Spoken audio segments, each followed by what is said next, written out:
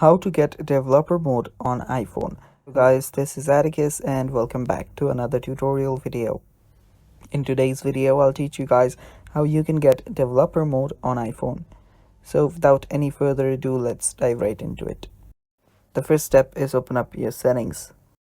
After you're on your settings, what you'll need to do is you'll need to go to privacy and security. So scroll down till you find privacy and security and then tap on it. After you've done that, scroll down, and after you scroll down, right under here you should find an option that says developer mode. It should be right above lockdown mode. Tap on it and toggle it on.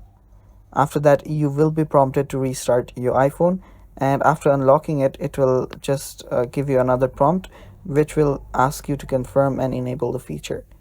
Simply do that and you'll have gotten developer mode on your iPhone. And that's how you do it, guys, and that's all for today's video.